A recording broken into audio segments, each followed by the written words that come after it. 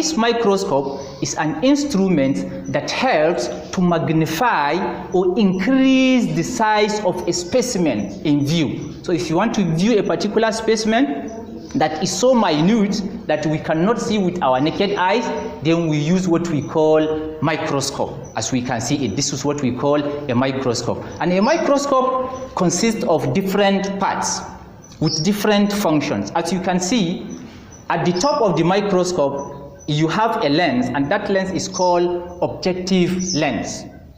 It has a magnification of about 5 times to 15 times, depending on the type of microscope. Now, this microscope I am holding, it has a magnification of 10 times.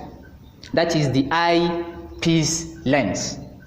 You have the body of the microscope. You also have what is called the objective lens. Now, this objective lens, it have a magnification of about ranging from one microscope to another. Some have times 10, some have times 20, times 40, and times 100. That is the magnifying power of this objective lens. Now you have what we call nose piece. This is the place where the objective lens are held firmly, and it is rotatable. You can rotate it to adjust the position of objective lens as to the experiment or the specimens you want to view. This is what we call the stage. This is where you place your sample for examination. And on the stage, there is what we call a clip. Now, this clip is to help fix the slide and keep it firmly so that the slide will not be moving, so that it will align to the center of the stage. There is a hole that allows the penetration of light into the microscope. So you align it and you have your specimens here for further observation. You have the plane mirror. This plane mirror is meant you have to direct it to the position of light, because before you can view any image, this plane mirror has to transmit light. Then you can be able to see it after it has been magnified. So you have to arrange your plane mirror to the position that light can be able to get reflected and get into the lens proper. And you have the base. That is where the microscope will rest. It's a base that allows it to stand firmly. Otherwise, it may be tilting one way or the other. So this is basically what we call microscope. There are other types of microscope that has higher magnification as to this. But for biology laboratories, I think these are useful and these are essential. We can use them. Because the other microscope, we have the electron microscope, that it has higher magnification. It can magnify objects about more than 500,000 times, whereas this can magnify objects about 1,500 times. So you can see the difference. So there are certain organelles in a cell that you cannot be able to see them clearly with this simple microscope. And if you need to see them for further studies, then you use what we call electron microscope. So I think with this little apparatus we have shown you, you should be able to get used to some of these apparatus and know their uses when practicals are concerned. Now, having seen all these ones, a colleague of mine will take you to a series of practical on a particular topic called food test. What do we mean by food? When we said food, you should be aware of what we call food. Food is any substance that we consume to sustain our life, as simple as that. That is just what we mean by food.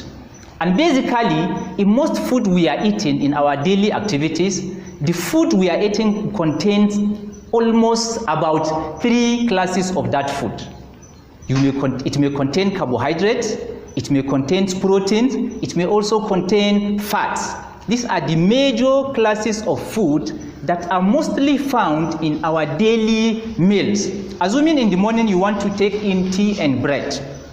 Within that combination of meal, you have protein, you have carbohydrates, you also have fats. Now the bread you are taking in contains carbohydrates. The milk contains protein, the milk also contains fat. So virtually in almost all the meal we are taking, these three classes of food must be present, and that is why we think it's necessary for us to carry out a test that will be able to identify these three classes of food: carbohydrates, proteins, and fats. When we said carbohydrates, we all know what carbohydrates are. If you didn't know, they are foods that provide energy to the body, and they are compounds that contain carbon, hydrogen, and oxygen only. These are the compounds, these are the constituents of a carbohydrate. A carbohydrate molecule contains carbon, hydrogen, and oxygen. The ratio of hydrogen to oxygen is always 2:1. That means if you have 2 hydrogen, you will have 1 oxygen in a carbohydrate molecule. If you have 10 hydrogen, you will have 5 oxygen, because the ratio is always 2:1. So hydrogen is always 2 times than oxygen. In other words, oxygen is always half the number of molecules of hydrogen in a carbohydrate molecule. Carbohydrates usually could be monosaccharides, they could be disaccharides, and polysaccharides.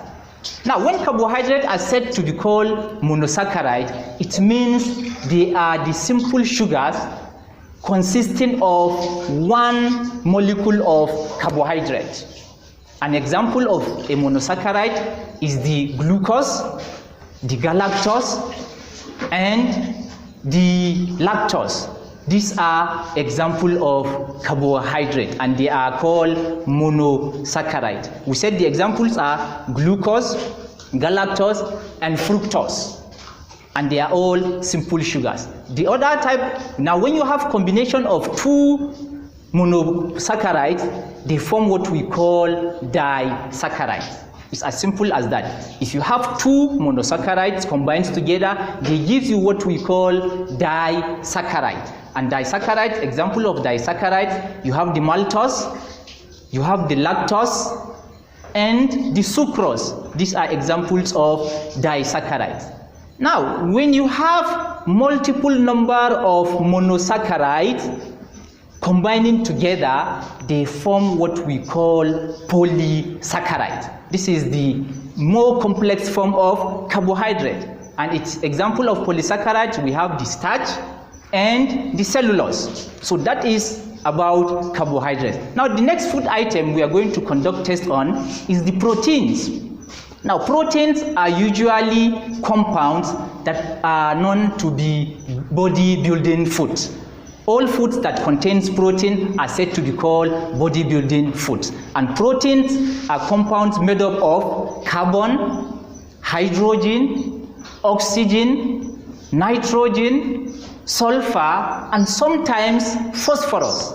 That is the constituent of a protein. Now, proteins are usually built up from simpler forms known as peptides.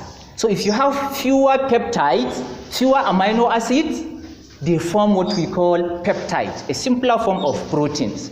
If you have more amino acids, they form what we call peptones, a more complex form of protein. Then you have many amino acids, they form the protein. And we said protein is the body building food. It's a food substance that helps to build the body. Where can we find this protein? In our meals, in meat, in fish, in milk, and so many other food substances that you can mention. The next food item we are going to test is the fats and oil. When we said fats and oil, they are compounds containing carbon, hydrogen, and oxygen. Containing what? Carbon, hydrogen, and oxygen. But always, the amount of hydrogen is always higher compared to the amount of oxygen that are present in a fat molecule. And we said fats are built up from fatty acid and glycerol. So when fatty acid and glycerols are built up, they form what we call fats. And we call them fats if they remain solid in room temperature. If a particular substance of fat remains solid in room temperature and is insoluble in water, it is called fat. But once it is in liquid form, under normal temperature, it is said to be called oils. So these are the three major classes of food that we are going to test.